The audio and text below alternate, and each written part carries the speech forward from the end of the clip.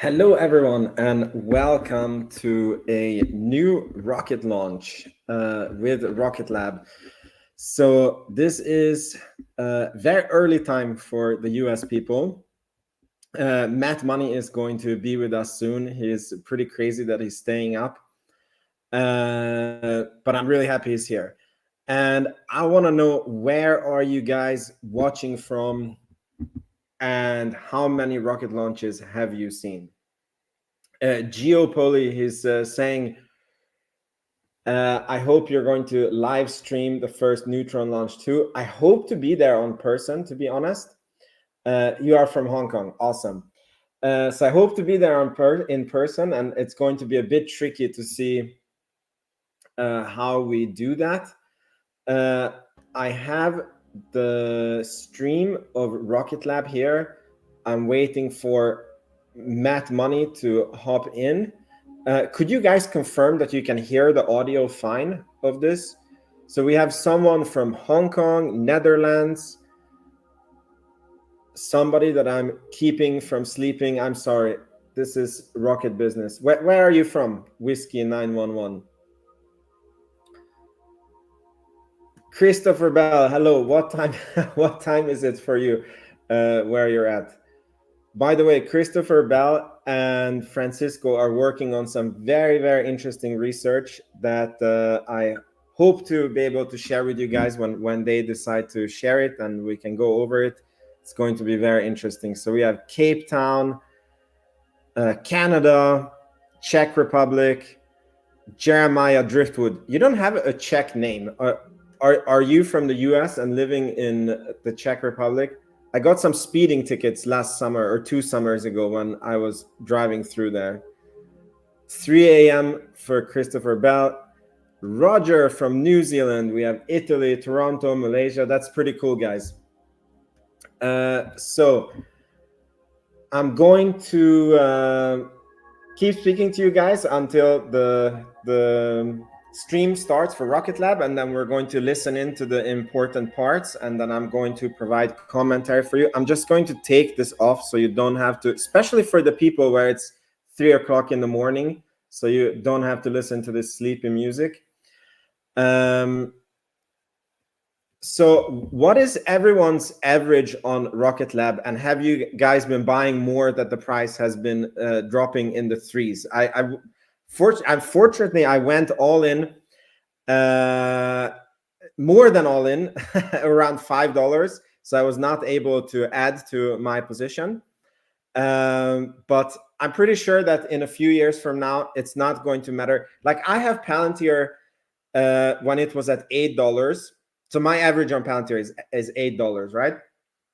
And it's so interesting because I don't regret not buying when it was down in the 60s. But I definitely did regret not having more shares. So it really is the share count. Like, if Rocket Lab is going to be, $20, $25, $30, you're not going to care if you got the shares at, $4.20 or $4.90 or $5.20, but you are going to care like, shit, I wish I had 10,000 shares and not 1,000 shares, if you know what I mean. So we have $4.25 cost average. That's very nice. 4,400 shares, 5.1, very nice. 474. Added more after convincing my girlfriend. Palantir at $10. Yeah, it's a very great average. 467. Yeah, it's pretty good. It's pretty good. So it feels like some people are in the green and some people are I am still underwater. I'm 450, I think, is my average on Rocket Lab. All the averages below 4, they're legendary. So 396, Kenny Chung, very, very well done. Okay, so next question before we start and before Matt comes, I'm just gonna write to him actually.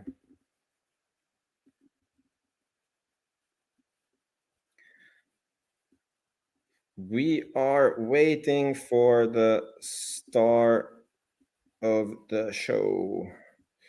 Where are you, my man? Okay, so I wrote to Matt. So there is some very interesting news regarding Rocket Lab. What do you guys think about the Firefly sales? That management of Firefly is considering selling the company for 1.5 billion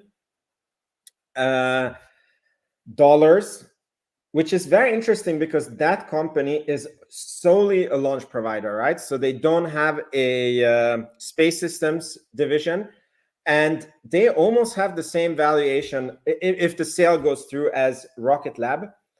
And so I'm just curious, like, do you guys think that that's bullish, bearish? What do you guys think about it?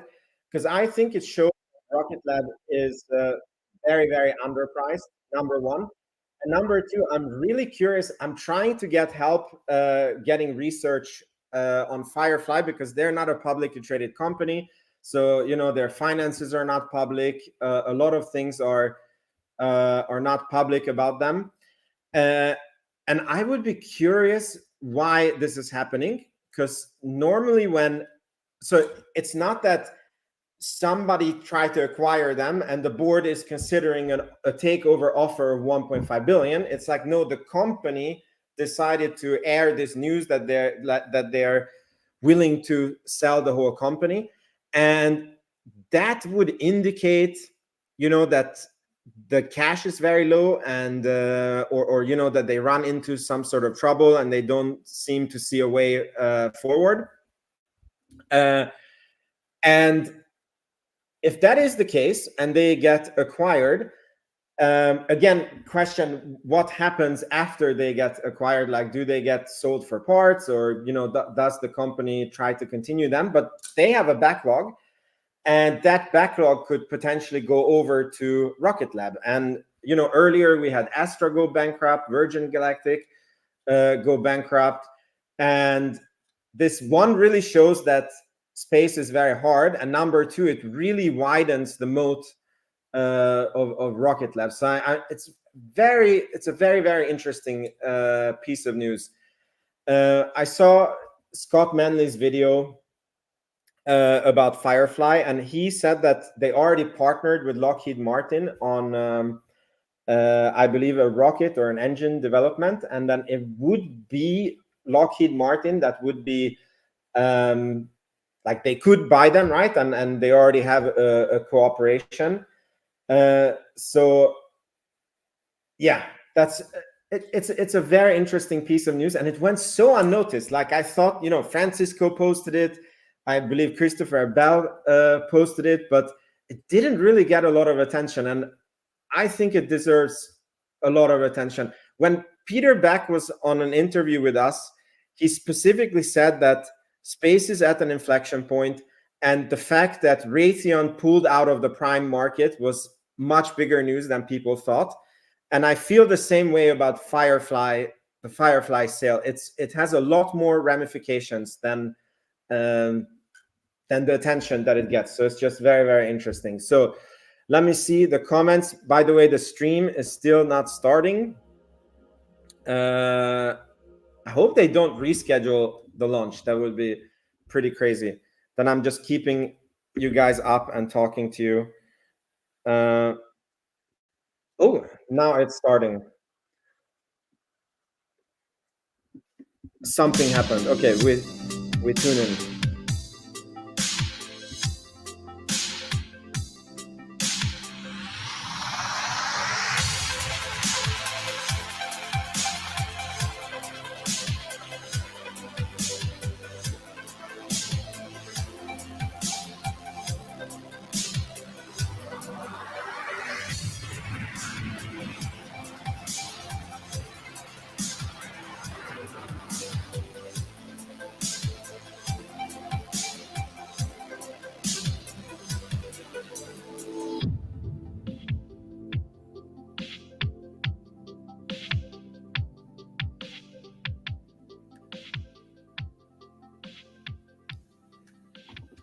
Night has fallen on Rocket Lab Launch Complex 1, the world's first private orbital launch site.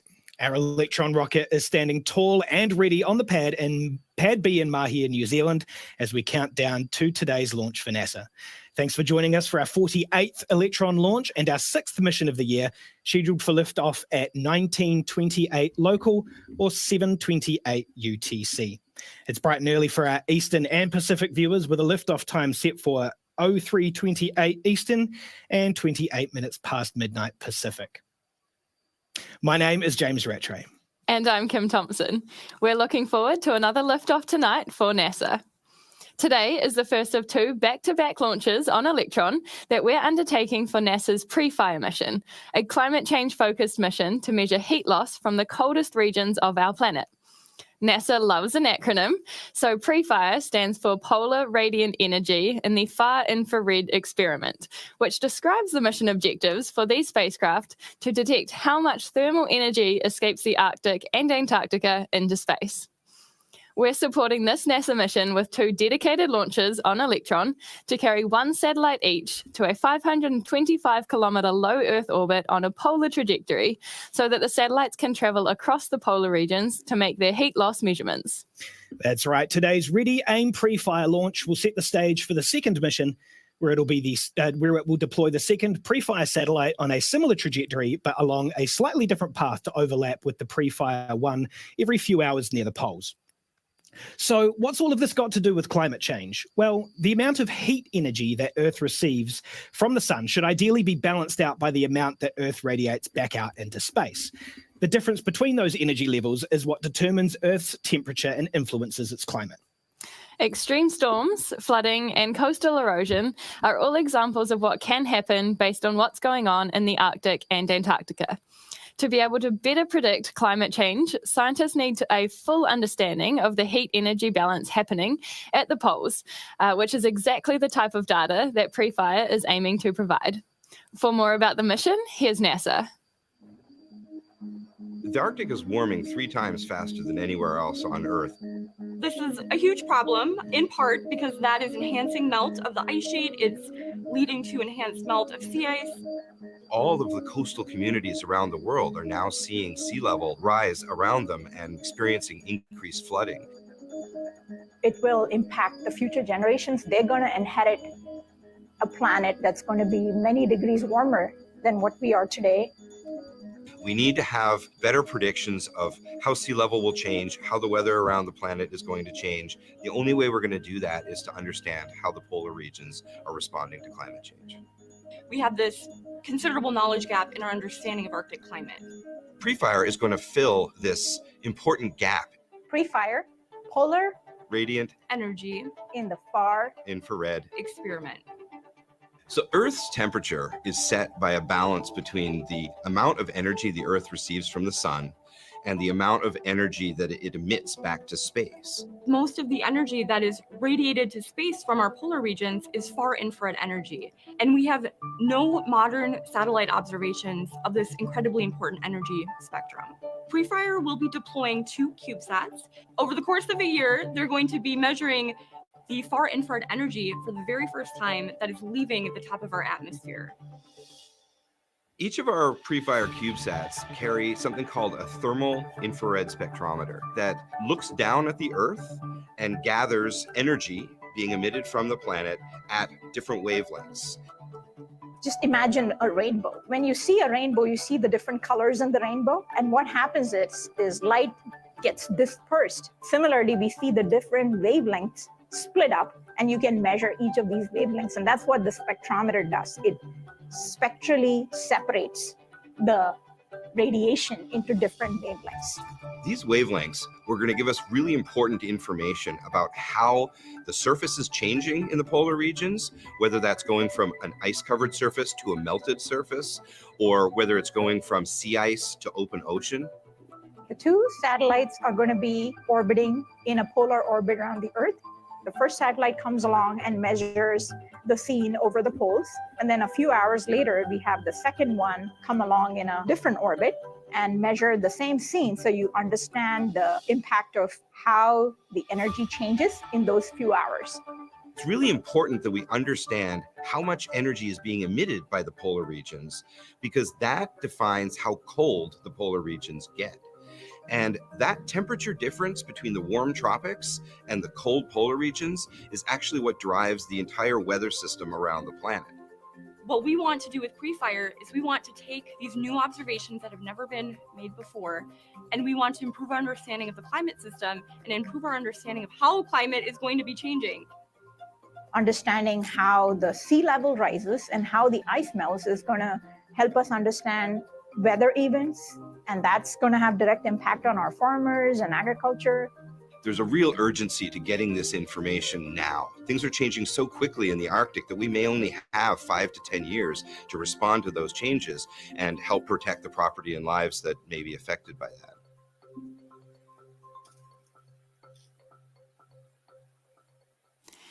You really can pull off big science with small satellites. This is another great climate change mission by NASA that we can't wait to see launch on Electron. Cool. T-minus 12 minutes, guys. It was a very good explainer video. By the way, I don't know what's happening with Matt. He maybe fell asleep. Or maybe he's shy to come on. But he's coming when he's coming. Hopefully he makes it. Yeah. It's very interesting when they explain what these satellites do, because, you know, Peter... stations, we have held the count at T-minus 12 minutes. Please await further instruction once we get some good data on this winds. You've got to be kidding me. Okay, so we have a hold.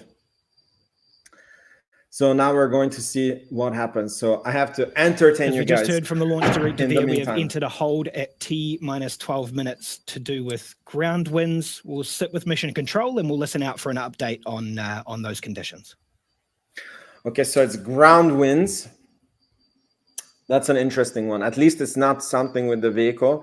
I wonder how much the vehicle can stand fully loaded on the launch pad. Before they have to scrub for the day. Does anybody have any data on this?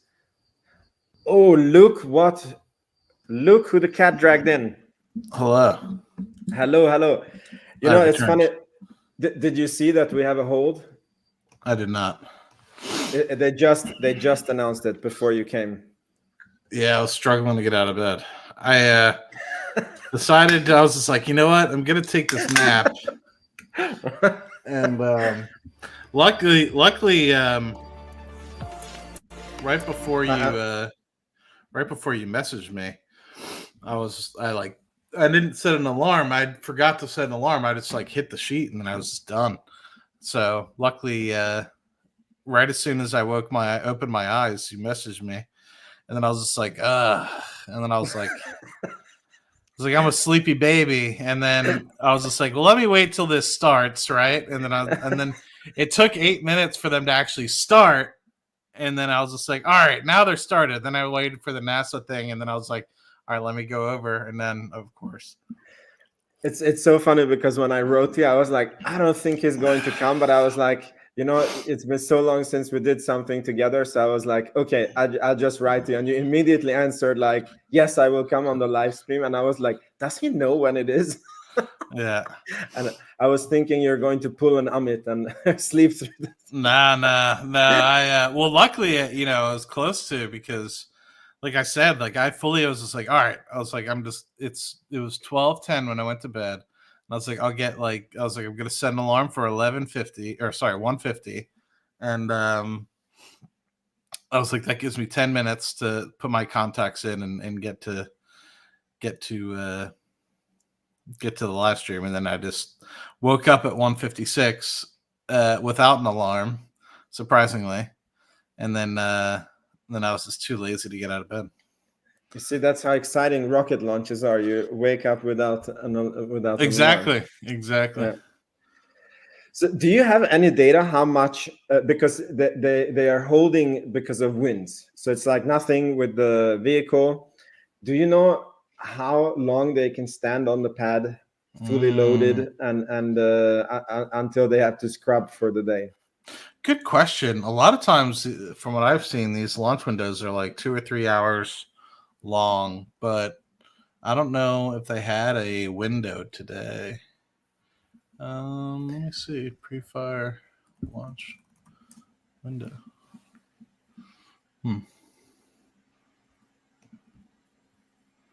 Often when they have the holds, they state, let's see, no earlier than. This is the NASA website. Let's see. They have anything, and the NASA website doesn't work. Any chance they cancel geopolitics? Yeah, I mean, it can happen with any rocket launch. Yeah, they scrub a The launch lot. director has called a hold at T-minus 12 minutes for ground winds. Happily, we have about 30 minutes left in this window. Our last attempt is 8:04 p.m. local time, so we have plenty of time to let those winds fall within bounds. Yeah, I don't know how they do. They're like, they have, the start button, and they're like, oh no, the wind's going down. Shoot the rocket. Yeah.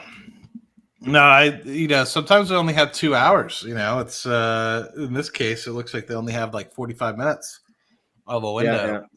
Yeah.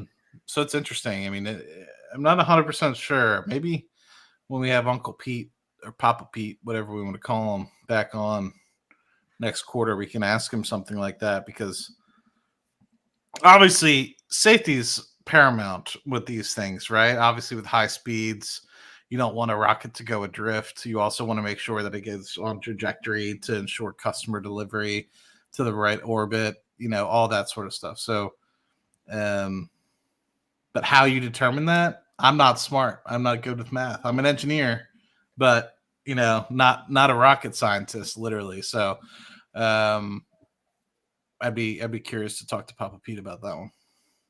Yeah. You know how, like, on the latest Rocket Lab weeklies and also on Dave's channel, there has been a commenter that was called Peter Beck, and we were always like laughing that this is probably not the real Peter Beck. And lately I was thinking, what if that was the real Peter? I mean, I'm pretty sure it's some guy pulling a prank on us, but yeah, that we could ask that guy. Have you seen that? I haven't, actually. I'll have to keep my eye out. It's like a Doom Charlotte, exactly. Recently is like in the I loved your comment when we were doing Palantir Weekly, because Doom, he used to be on like literally every video, every live stream, and he's taking his time back, which is good. You can't be too obsessed with one thing, but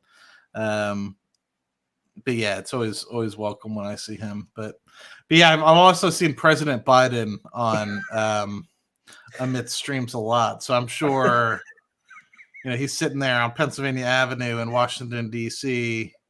being like, "What's Amit have to say about the market today?" He's like, "How do I fix the economy? How do I get this inflation down before November?" Okay. He's like, "How do I get the pulse on the U.S. economy?" Oh, okay, I'll listen to Amit Kukreja, who has the ultimate pulse of the market open, the market close, more so than CNN and many others. Notice that the countdown clock has stopped ticking. That's because we've entered a hold at T-minus 12 minutes due to high ground winds. Now, today's window is about 30 minutes long, so we've got plenty of time to wait for them to fall within bounds, but unfortunately, we are at the mercy of the weather, so there's not a whole lot we can do about it. But let's keep listening into Mission Control for updates to see how that wind is trending. Okay, so that was nothing new. Where's our girl, though? Not that I dislike this guy, but our normal New Zealander girl. Yeah, I don't know. His title was like Chief Video Content Creator or something like this. So it was okay. It might be because I know they're going through like a social media like push. Like you probably noticed over the past 2 months, it seems like that they've had a lot more Twitter content and a lot more YouTube content. So I wouldn't be surprised if he's kind of our forward-facing social media guy now. I don't know. Yeah, it's an interesting guy. He has a tattoo like here on the hand, but nowhere else. It's a very interesting choice of. I'll have to notice. I would love to get a tattoo. I just don't know. I don't have any. I'm not against them. I've dated a lot of women with them. I've always been intrigued by them, but I don't know. It's once you start, you will be tattooed all over. That's the thing with it. I'm a beautiful blank canvas, as some may say. No, I'm just kidding. I wish we had a filter that would show you like 90% covered in tattoo. Yeah. But yeah, I often think about that. I'm like, I don't know, what would I get? Yeah. Maybe an eye tattoo, Peter Beck tattoo. Yeah, exactly. Yeah. Well, if Rocket Lab goes to, I should maybe do that. If Rocket Lab goes to $250 billion market cap, I will gladly get a Peter Beck tattoo. Because that means whatever I've invested will be at least 100x, unless he dilutes the crap out of the stock, which I don't foresee him doing. Yeah. Okay, I will make that commitment also. If we 100x, I will also get a Peter Beck tattoo.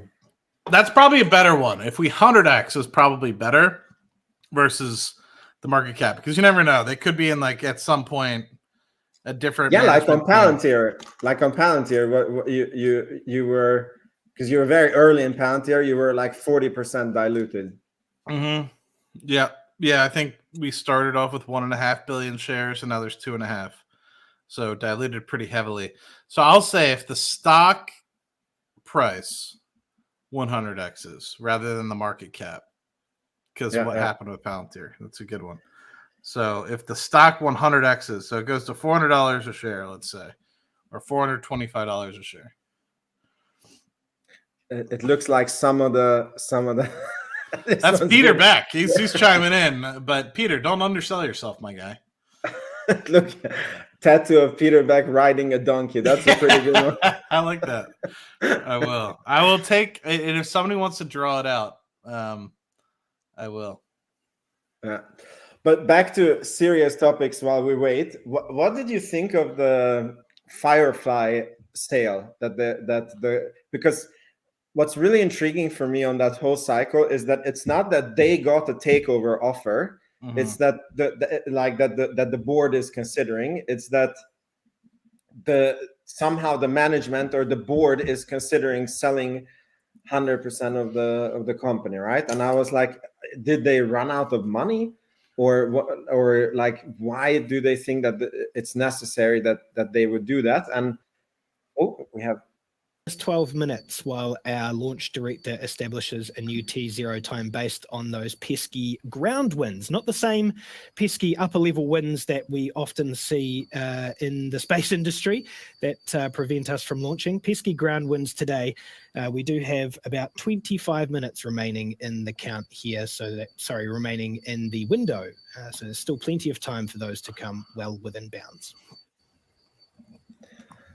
So if they don't start the clock in 26 minutes? No, 25 minutes left. So in 13 minutes, if they don't start the clock, then we have to scrub for the day. Mm-hmm. Yeah. I don't know, man. I mean, it's expensive to get to space. Talking about Firefly,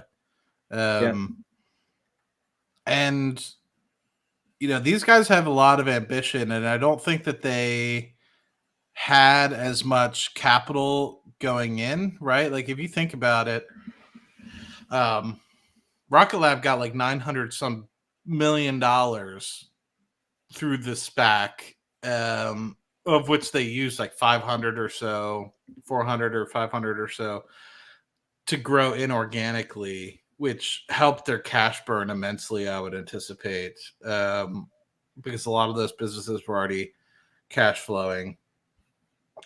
So, I mean, the way I look at it is they probably see that from a launch business perspective, they're not nearly as... Go, no go, Paul, and raise any issues you foresee immediately. Oh, good. Beacon LD mission. LD Beacon. Can you please resume the count at this current time? Ooh. The count is resumed. Don't threaten me with a good time. Okay, all stations LD on mission, proceeding with the go, no go sequence. Stage. Stages go. Avionics. Avionics is go. GNC. GNC is go. Vcon. Vcon's go. T1. T1 is go. GC. GC is go. PLS. PLS is go. RSO. RSO is go. MET. MET is go. RF, RF is go. and MM. MM is go. LD sub. LD sub is go. Okay, all stations, the go, no go sequence is now complete. We are T minus 11 minutes and 8 seconds and counting. We're go for terminals count auto sequence at T minus 10 minutes. From this time, the 3-word hold procedure is in effect. And just one note for all stations that we are still tracking these ground winds, so be prepared in case we need to hold. No. So going back to Firefly. Well, there we go. That is Nope, greens there it is. across the board for our go, no go poll, and the team is ready to proceed with all remaining launch operations. As you heard the launch director call out as well, we have a liftoff time for ready, aim, pre-fire set for 19:41 local time, now in less than 11 minutes. Today's launch for NASA's PREFIRE mission is the first of 2 back-to-back launches on Electron that will fly out of LC-1. But in a bit of a coincidence, this time in May last year, we had the first of 2 rockets on the pad for back-to-back launches for another NASA climate science mission, the Tropics mission, to monitor for hurricanes and tropical cyclones. Now, on our 36th and 37th launches, we deployed 4 storm-watching satellites to low Earth orbit that are helping weather researchers learn more about how environmental factors are contributing to the intensity and structure of hurricanes. Stage 1 igniter pressures verified, hydraulic pressures verified. LDGC mission. This animation from NASA shows data that the Tropics satellites collected for some of the first storms of the Eastern Pacific hurricane season last year. Across nearly 24 takes by the Tropics satellites at the time, what you're seeing here is data that shows the evolution of Hurricane Adrian's storm clouds as it developed near the west coast of Mexico but moved away from land. Our 2 launches for the Tropics mission were a great example of how we support important science causes with responsive launch on Electron that gets satellites to exactly where they go. We caught up with mission manager Rebecca Sutton to take a look back.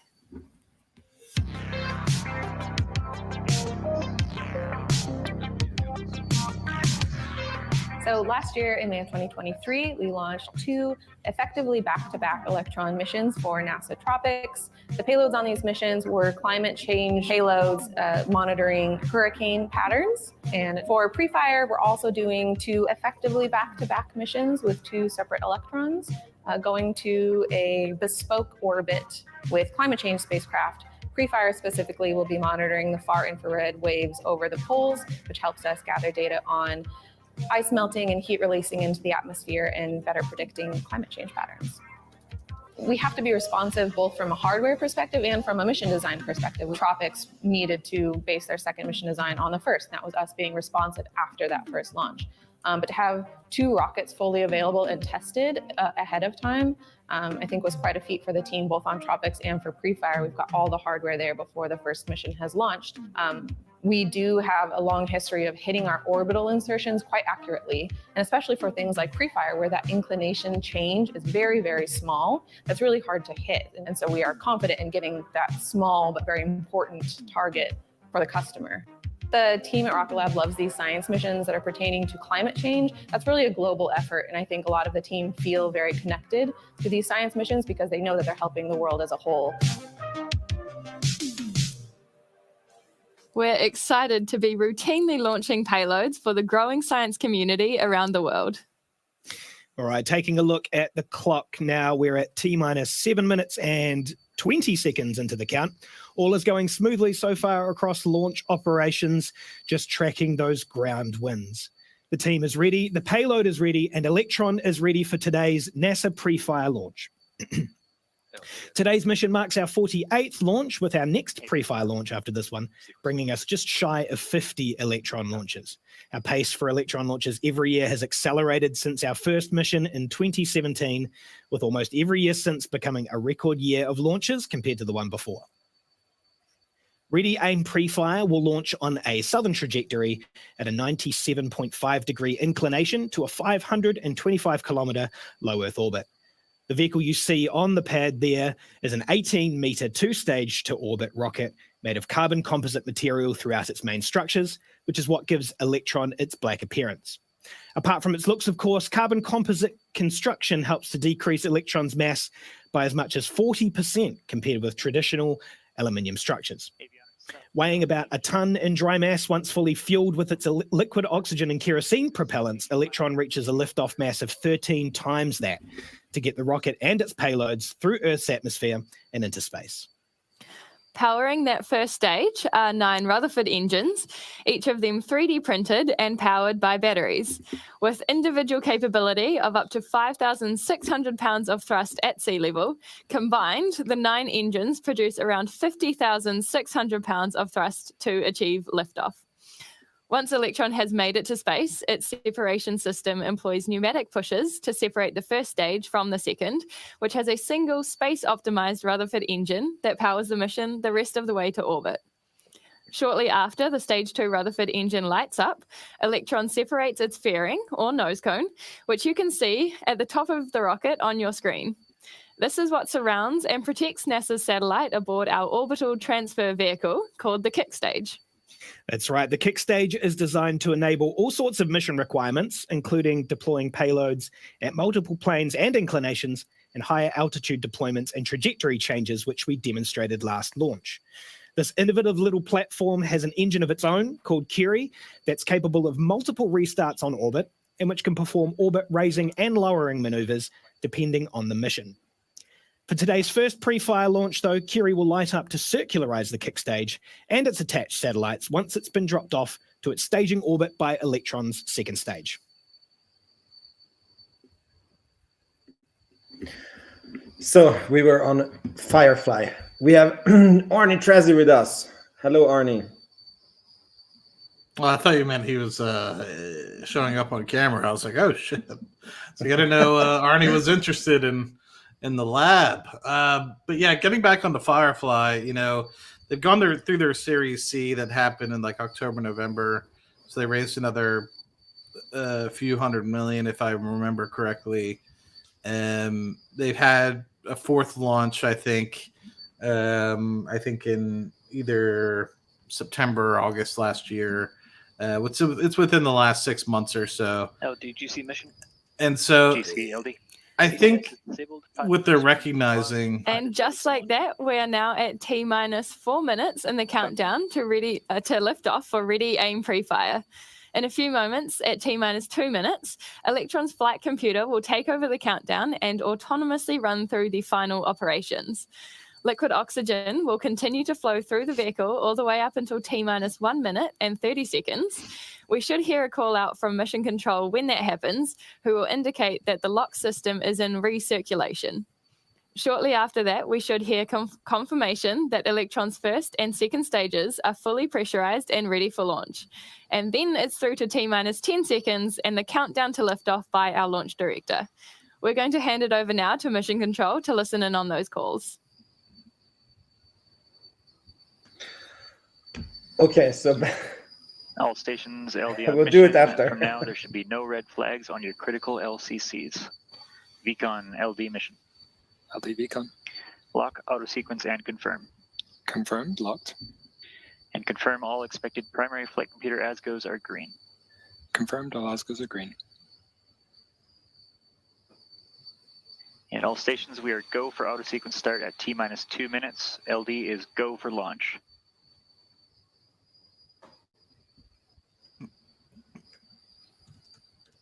Very good. So I think one of the things that Firefly is also trying to do is they're trying to replicate what Rocket Lab is doing, being an end-to-end, space company. And so they are building like Blue Ghost, which actually Rocket Lab is trying to assist with, right? That's their lunar lander, Firefly's lunar lander. So there is some symbiotic relationships that they have between Rocket Lab and Firefly that are actually going on, right? So vehicle is fully on internal power. So AFS is green and enabled for flight. So what I'm kind of thinking is like they're trying to do all too much, but they don't necessarily have the revenue stream to really do it. You know, Rocket Lab was able and fortunate to have had a very successful launch campaign prior to going through SPAC, where they had a regular cadence set up in New Zealand, and then they were post New Zealand and post SPAC had wallops kind of already in the works for their Electron launch cadence starting up. And so to me, Rocket Lab was in a much better place prior to them actually SPACing and getting a lot of this capital. They've been around since 2006 timeframe. They had already started launching back in 2017 timeframe. So they've already gotten that revenue stream that's coming with launch with them. And then they SPAC'd Stage 1 and Stage 2 tanks are pressed for flight. got a couple $100 million to then be able to acquire other companies. I don't think that Firefly has had nearly the amount of capital to be able to do what Rocket Lab has done, which is really build themselves up as an end-to-end. But the problem with Firefly is they're all trying to do it at the same time, right? They're trying to launch, they're trying to build lunar landers, they're trying to build medium launch vehicles. Like they're trying to build satellites all at the same time. T-minus 20 seconds and counting. Rocket Lab was able to walk before it's trying to run with building a medium launch vehicle. So we could discuss it a little bit after the launch. 9, 8, 7, 6, 5, 4, 3, 2, 1.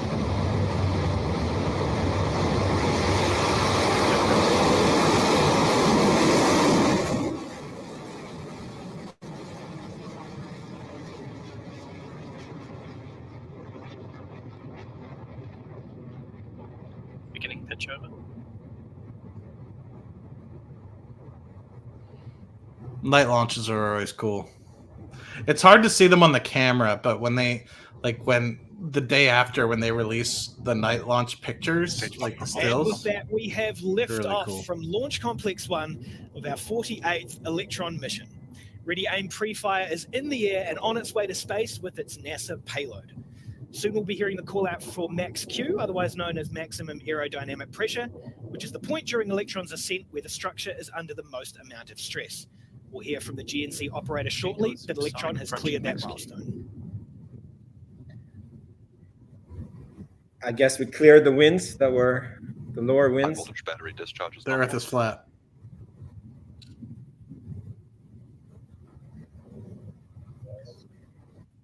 Cleared Max-Q. And that was the Max-Q milestone, passed cleanly through by Electron as it carries on its mission to orbit for NASA. We're now at over 18 kilometers in altitude and moving at over 2,400.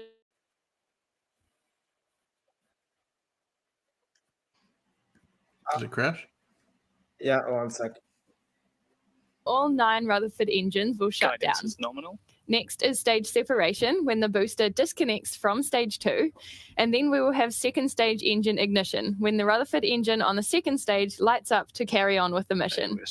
Those callouts should be heard as MECO, stage separation, and second stage ignition. Let's listen in now.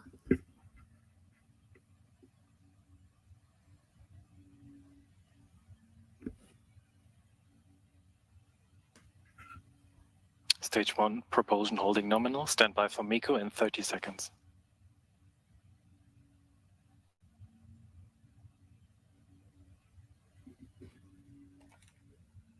"15 seconds to staging.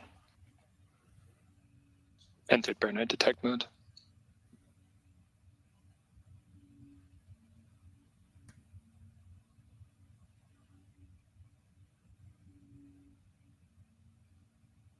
This is the MECO very confirmed. scary part. Stage separation successful. Stage 2, ignition confirmed. Whew. I always get a heart attack at this. MECO, stage separation, and engine start on that second stage. Electron is sailing smoothly through space so far. Now, that red-hot engine nozzle that you see on your screen is what's powering Electron's second stage, past 105 kilometers in altitude and 8,350 kilometers an hour. High voltage battery discharge nominal. Now, although Electron is moving at over 7 times the Stage 2 speed of propulsion sound, there's nominal. very little resistance in the vacuum of space. So the next major milestone coming up is fairing jettison, where the two halves of the rocket's nose cone will separate and fall back to Earth. On missions like this, where the payload is a tiny portion of our overall mass, we leave the fairing connected for a little while longer than usual. And we should see that fairing jettison occur just after 4 minutes, and hopefully we'll get a good shot of them separating and falling on their way back to Earth.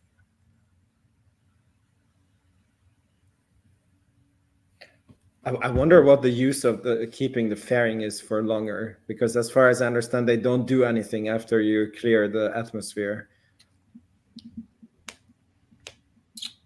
I don't know. So I guess after the launch, we go through this Firefly. I think it's so hard to get it in because they... Yeah, it's not a problem. Yeah, so to me, they raised $300 million in November. Firing jettison succeeded. It costs a lot of money to do that. And that there was the call out for fairing jettison, confirming that the nose cone on Electron has split apart and fallen away in preparation for NASA's PREFIRE satellite to deploy. As you can see, we're at T plus 4 minutes and 41 seconds. Electron is traveling at speeds of 10,800 kilometers an hour and at an altitude of 174 kilometers. So yeah, the cash burn of something like that is going to be extravagant, right? To be able to do all these things at once. And I just don't think that they have the revenue stream like Rocket Lab does to be able to kind of pull it off. So what they're probably recognizing is they've raised X amount to date. We're now coming up on the moment when the second stage Rutherford engine needs to perform its next action, a maneuver called the battery hot swap. This is a move unique to our Rutherford engine. Since its pumps are powered by batteries, by this point in the journey, we need to swap out the draining battery packs for a fresh set of new ones that will keep the engine running. The old batteries will be ejected, and you can usually see that happen on your screen. So keep an eye out on the shiny object on the right of your screen just after 6 minutes into the mission.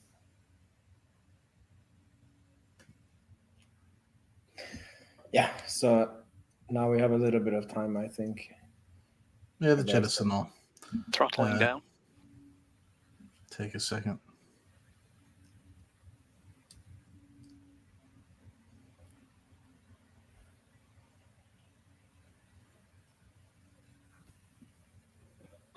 Hot swap successful.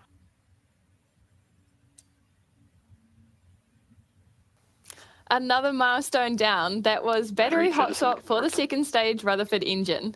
All is continuing nominally for Electron, its engine, and the mission as we carry on past 210 kilometers in altitude at more than 15,000 kilometers an hour. The next actions for the second stage will then be some of its last, including shutting down the Rutherford engine for SECO before separating the kick stage and NASA's PREFIRE satellite. Those milestones will happen back to back just after 9 minutes into the mission.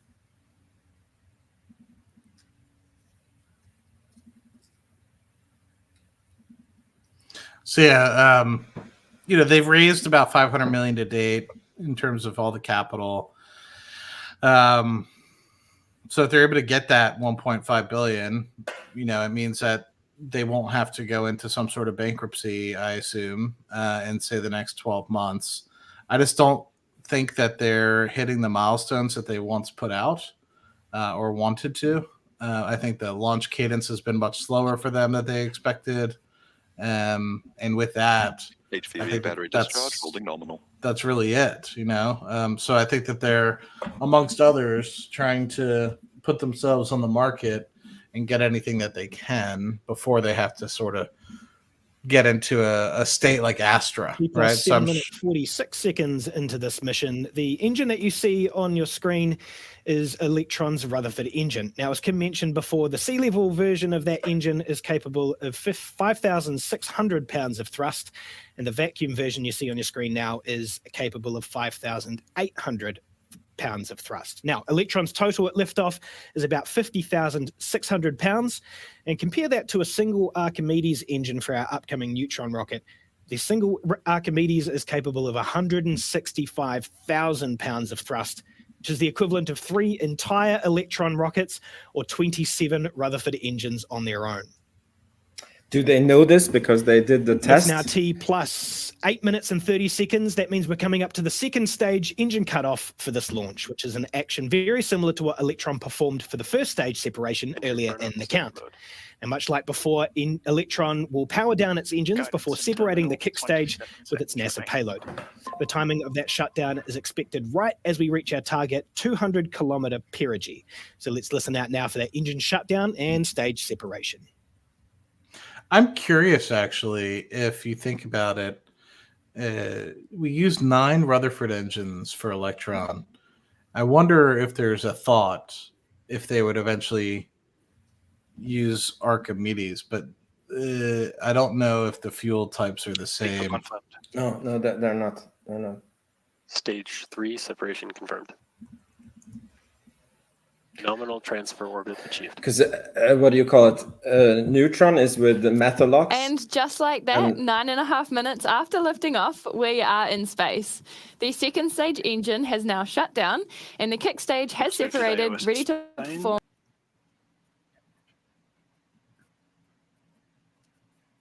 You're right. First half lap of Earth. It's at that point when we're on the opposite side of the sphere to where we are now that the kick stage will fire up its Curie engine to circularize its orbit ahead of release of the PREFIRE satellites out into space. We'll be back on this webcast to listen through those final calls at around T plus 50 minutes. We'll see you back here then. So yeah, Archimedes uses liquid oxygen, liquid methane. And then Rutherford uses, instead of liquid methane, they use refined kerosene. Yeah. And that was also one of the issues with reusability, that the kerosene, like it creates soot in the engines that you need to clean before you can reuse them. And the methane, like when it burns, it creates, I think, water vapor and oxygen. And as Peter Beck says, you can eat your lunch off of the engine after launch. So my question is how difficult would it be to retrofit? And you still need the Rutherford for the second stage.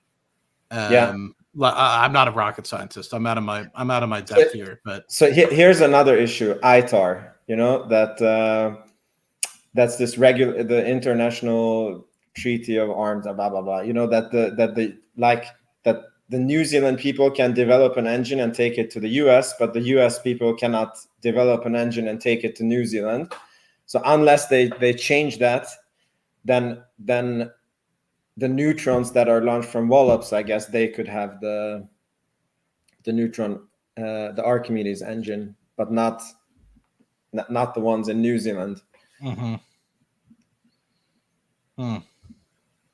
Yeah, this makes me think, because like you have, even for haste, right? Like you have way more of an operating window than you would with, say, 9 Rutherford engines. The Rutherfords, I don't know what capacity that they run at, right? Do they just run full blast, all 9 of them? Whereas like the Archimedes, we know, at least on Neutron, I forget what the layout is, but they're going to be running at 20% capacity. I think was the initial thought. So I'm kind of curious if like there could be a retrofitting. Yeah, it's an interesting topic. So back to Firefly. Do you think that there is, because Astra tried to sell itself, right? It didn't go. Then ULA is trying to sell itself for $5 billion, and by all the accounts that we hear, it seems like Blue Origin might be interested and might be buying them, but I'm not even sure that that's true. And is there a market now for a third rocket company being sold? Because I saw Scott Manley's video, and he made this point that Lockheed Martin could be like a buyer for them. Because they already work together, and I believe they're developing a rocket engine together, or maybe a a new rocket together already? I honestly don't know. Yeah.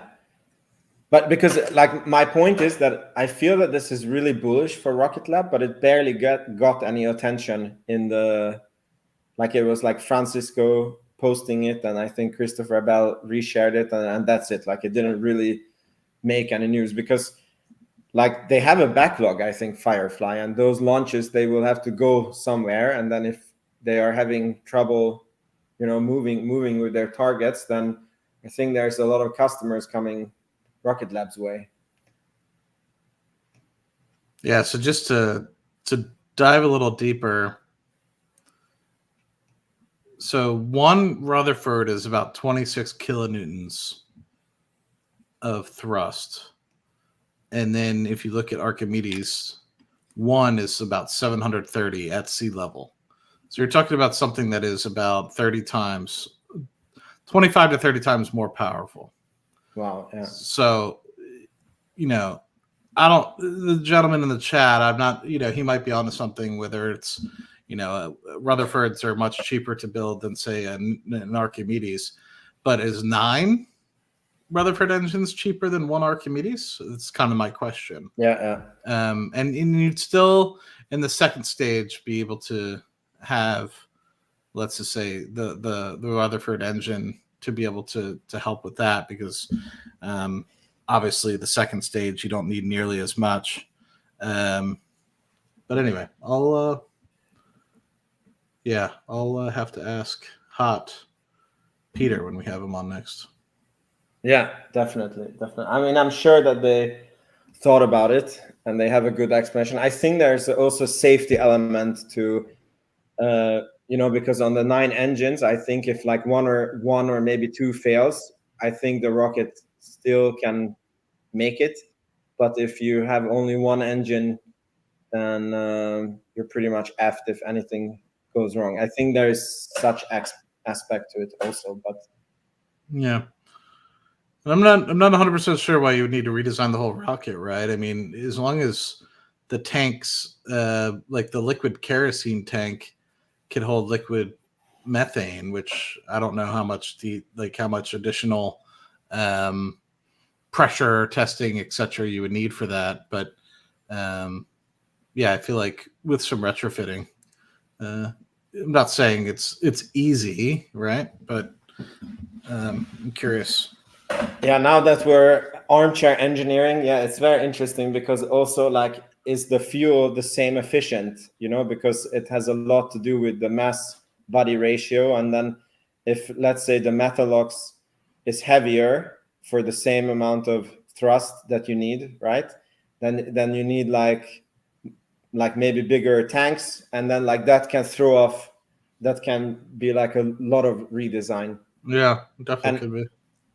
And also depending on how the rocket engines work. I actually watched Everyday Astronaut, everybody who's here. He has 2 or 3 videos. One is why don't rocket engines melt? And the other one is how rocket engines work. And then I think how to start up a rocket engine. Fantastic, very deep explanations on how rocket engines work.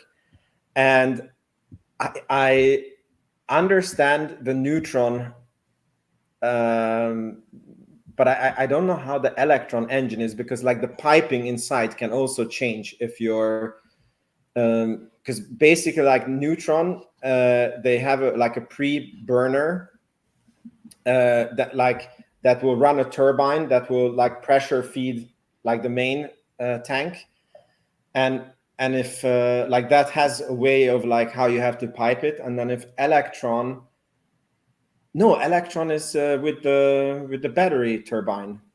Yeah, so it would almost be a redesign of the whole rocket, like because it's also the pipes inside the tanks. Yeah, I noticed, there's a gentleman chatting. I'm not saying it's easy, right? But if it works, I guess I hear what you're saying. I also think that there's a piece where there's ability to cut down on costs, right? So if one Archimedes is half the price of 9 Rutherfords, I think that's something to potentially consider. And then also the reusability aspect of the Archimedes comparatively to the Rutherfords, which had to be refurbished, like Vince was talking about earlier. And then thirdly, somebody's mentioning, well, kerosene is at room temperature is a liquid. Well, it's like, well, liquid oxygen, which is used in both rockets. Obviously, we breathe oxygen here on Earth.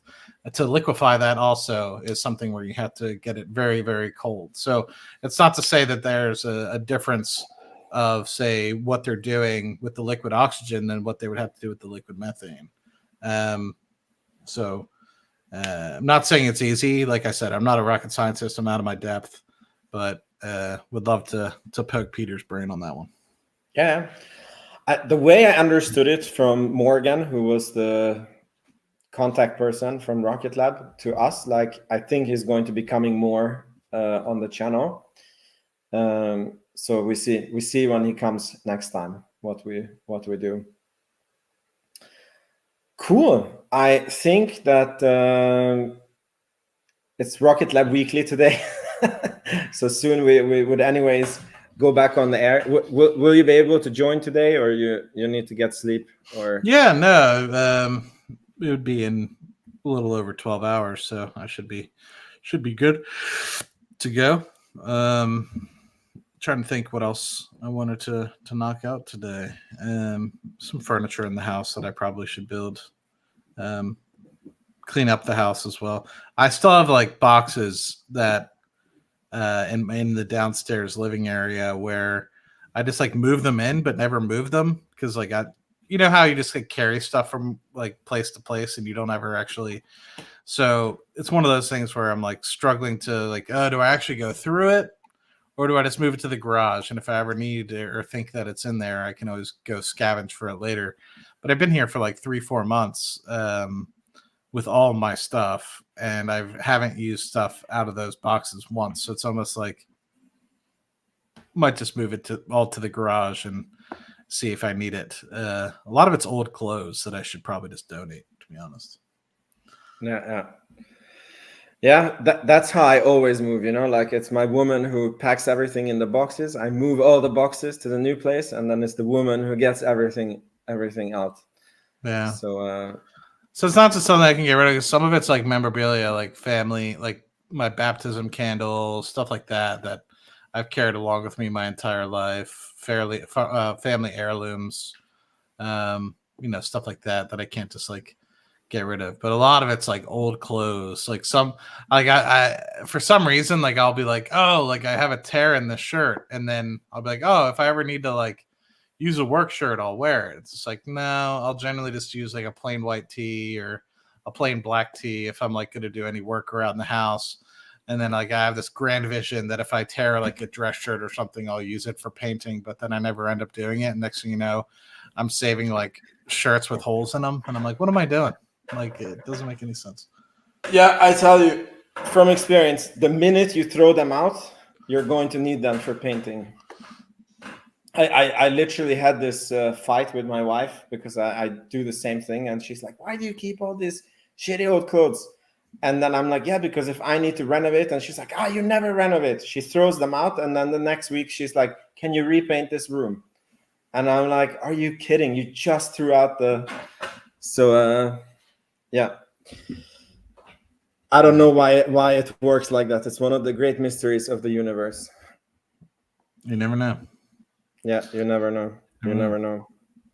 By the way, are you going to continue Cash Flow Chronicles with Chris, or? Yeah, that's the hope. I think it was just mostly me, I would say. I think Chris has been okay.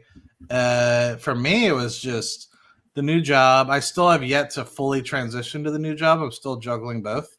So they haven't found my backfill yet. So there's a little bit of overhang and hangover stress associated with that. Plus the travel with the new job. Once I was doing that, closing on the new house. So I've been kind of occupied with that. So hopefully now that some of those things are coming to a close, like within the next few weeks, hopefully we have the backfill at my old job. I won't be traveling, I think, until September, if at all, because we're going through anyway, I won't get into that piece. But yes, who knows if I'll be traveling in September anymore. And then we should have the Airbnb up and fully running here in the next week or two, fingers crossed, so I can start getting some bookings. So hopefully, Chris and I chat. I mean, we're on good terms, right? So hopefully nobody thinks there's some sort of fighting or something like that between us. We still chat with respect to the public account. We're up to like $2,500 in the public account between him and myself. And so we chat, we sold Celsius, we bought Hims at the right time. So we're up a good 25% or something on Hims. Small things like that where we've been able to continue. But I think people don't recognize that Chris and I are badasses, like in our own right? He has a killer job where he does really, really well. And that's why his brain is so beautiful to like tap into, right? He's a really intelligent business mind. And, I don't want to toot my own horn as well, but I have a very good business mind as well. But that's just because I think about investments all the time. Like my day-to-day job is investing in oil and gas projects. So, and making sure that the most economic and understanding the revenue streams, which is the oil and gas production that comes from them, and if the company will or will not make money, right? So that's like my goal and my MO. So my whole life is pretty much about investing, whether it's the stock market or whether that's in oil and gas. So, it's a lot of fun. I don't want to like badmouth the folks that are kind of full time, but you have to recognize you're getting a very different perspective when you talk to me and Chris versus if you were to talk to somebody that's a full-time content creator. And we're in it to make money in terms of like from our portfolios. And unfortunately, a lot of the folks that are full-time are in it really as an entertainment piece, right? They're there to capture your viewership. So they're not really there to help you learn. You might learn when you're like listening to something and there's some surface level stuff, but to the amount of depth and detail that I think Chris and I go into in terms of like reading the balance sheets and actually looking at the 10Qs and giving some really detailed advice, I think a lot of that comes with business experience that Chris and I have fortunately been involved with that a lot of these other folks don't really get involved with. So Chris is fortunate that he's actually got his Patreon. I've actually thought about doing a Patreon as well because, it's just after doing YouTube now for 6 or 7 years and really not getting the audience that I've wanted, I think it's partly the consistency of what I've done with YouTube and basically putting my job first ahead of YouTube. And then at the same time, I think people comparing what comes out of my mouth versus some like Joe Schmo full-time content creator that lives in his parents' basement is pretty interesting. And they'll listen to somebody who speaks better or maybe is more of a con man than somebody that has more experience. And so I challenge the audience a lot. And so I think it's really sad that the people that are very quick to, meaning the content creators that are very quick to just be like, hey, invest in this ticker symbol. This is the thing of the day. Let me get as much views as I can because it's the hot stock right now. And then 2 months later, like act like it never happened, right? That's the sort of stuff that I'm talking about with respect to the entertainment factor that I think a lot of people full-time on YouTube and Twitter and everything of the like are really going after versus me. I've been steadfast on a couple companies, right? And so that's kind of the problem with my agenda, right? I'm a 10-year, 15-year investor in a lot of these things, and I don't waver from them very easily. So when I pick a stock, it's something that I'm going to be talking about for 5 to 10 years versus some people, I'm not talking about Chris because Chris invests very differently than I do. But a lot of these YouTubers will just choose what's the topic of the day and not really actually have any skin in the game. That's, I'm not saying that's right or wrong. It's just not how I operate. It works well for them from a viewership perspective. It doesn't work well for me because, for some reason I choose very long-term companies, and people want to make money today. They want to make 30%. They're out, they don't want to look at it ever again. And then they want to find the next one. Well, it's like, I like to find really long-term investments that can hold, that can 10x or more. And then I focus on my singles, right? I focus on the Amazons, the Googles of the world, the things that people are like, oh, they're dead, they're done. It's like, there's still a lot of meat on the bone for those sorts of things. So Cashflow Chronicles is far from done. But I think you guys have to give it a little bit more grace that we don't have as much free time as some of the other folks that you guys watch on a day-to-day basis. Yeah, I mean, it's very interesting because it took some time for me also to understand your philosophy and you're very, I don't know how you say it, like you're not in the face, and you're not like, you have one of the biggest portfolios on the, on the finance YouTube people. Like, there's really not a lot of people who have the similar, like, as big a portfolio as you do. And yeah, like, it also took some time for me to like get to know you. And then like once I got to know you, I was like, shit, it's as you said, like, your viewpoints are very special for many reasons. Like, you're someone who did the investing very right, who has done it for, many years. Because, there are some YouTubers who are like, I started option trading 2 weeks ago and now I'm doing my course on it, and you're like someone who has built up something using long-term investing for, the past 5, 6, 7 years, and maybe even more. And you're just continuing doing the same. And yeah, so it's yeah, I don't frown upon people sharing their journey. What I do get upset about is the folks selling a course, right? So it's like that, I'm not saying I haven't tried doing something like that, because I have in the past, but I'm with you. It's like, I share my journey. I've made plenty of mistakes. I'm not saying by any means what I've done is the right path.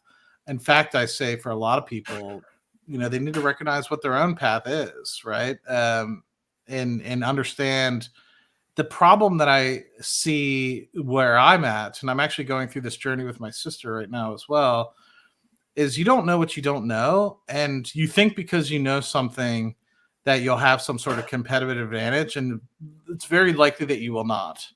I thought I had a competitive advantage because I work in oil and gas, and I figured I could be a wizard by trading Exxon and many of the other companies that are in my industry.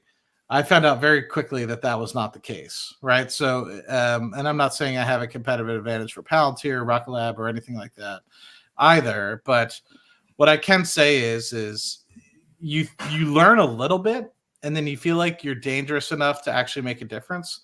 But in reality, the things that you don't know are the things that are going to come and bite you in the ass.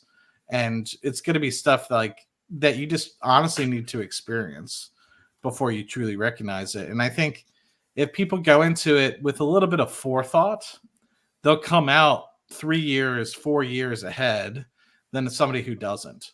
And what do I mean by forethought? Like, I've explained to my sister many a times that this real estate Airbnb journey is going to be a huge pain in the ass, and that there's other things that you could probably do and make just as much money with a lot less hands-on work. And yet, she still wants to double down on real estate because she saw a family of mine growing up do decently well at real estate. And so that's the thing that she knows and has experienced, versus she thinks that the stock market is full of fake shit. So her immediate bias is, oh, well, I'm just going to do real estate. It's like, well, there's inherent, yes, you can get property managers and the such with real estate, but you also probably have to put a lot more capital down to be able to do something like that. You can't bootstrap your way to being passive in real estate. You kind of have to build your way up to that. And so, it's that sort of conversation that I talk about very frequently on the channel, which turns people off.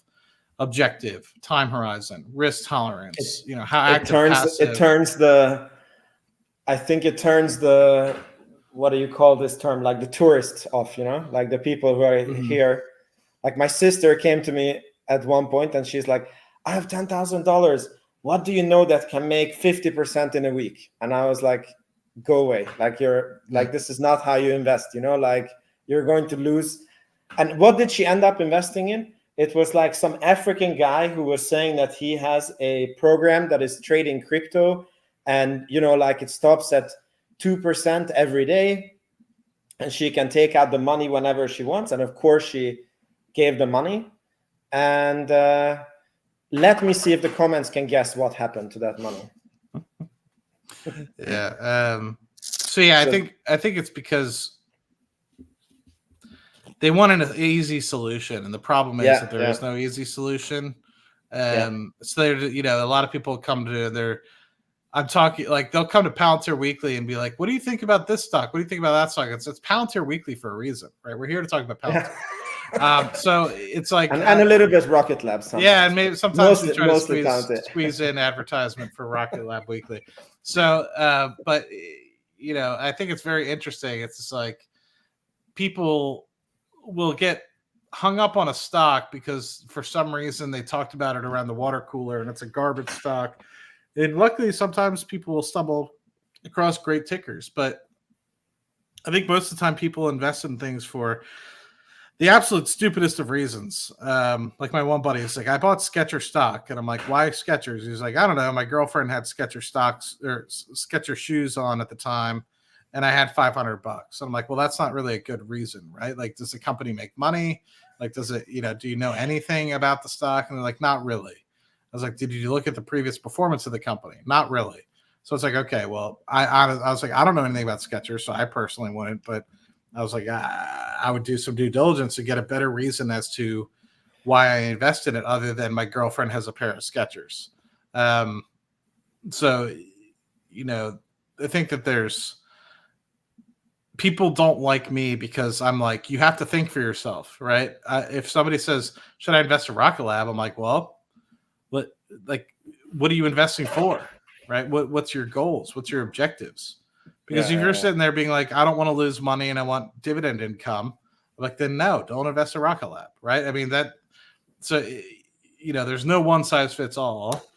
We see people like Bill Ackman doing really well in the stock market and Jim Simmons doing really well in the stock market and Warren Buffett has done well in the stock market, but they've all done it completely differently. So anyway. Yeah, interesting topic. Well, thank you so much for today. And I think... Are they not showing a deployment? Should we wait until the deployment? Let me see. I think it's only supposed to be 500 kilometers. Maybe it's maybe it's going to be a while.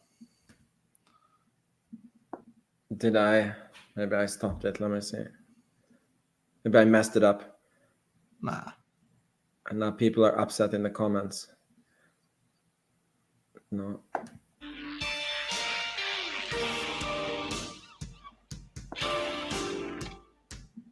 Nah, it's probably. I don't know when they stated that they I also don't know.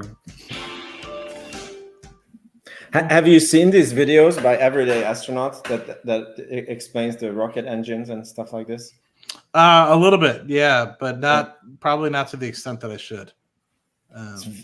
It's really amazing that he's like, how much time, like now I'm a content creator, right? And then it's like you understand what it takes to make content and like how much research and everything he put into to be able to explain it so simply. And it's like you watch those 3 videos and then it's like you don't become a rocket scientist, but at least you like start to understand, you know, like when Rocket Lab says that, you know, this is how we build the engine, like you get an idea, like, okay, this is how the piping goes, and then it goes into here and then here and yeah. So that's why they pay the big bucks, my man. Cool. Thank you so much for being here. I think you should go and get some rest. Yeah. And see you on Rocket Lab Weekly. Yeah, I'm gonna stay up a little bit and understand how I can convince them to steal my design for putting an Archimedes engine on Electron and see if I can get $50 for it. You go on Kickstarter. Exactly. I'm gonna design a rocket engine that fits into Electron. 100%. Okay. Cool, man. You're the man. All right. Thanks for everyone Talk to you later. being here. Yeah. All right. See you all. Bye-bye. Ciao.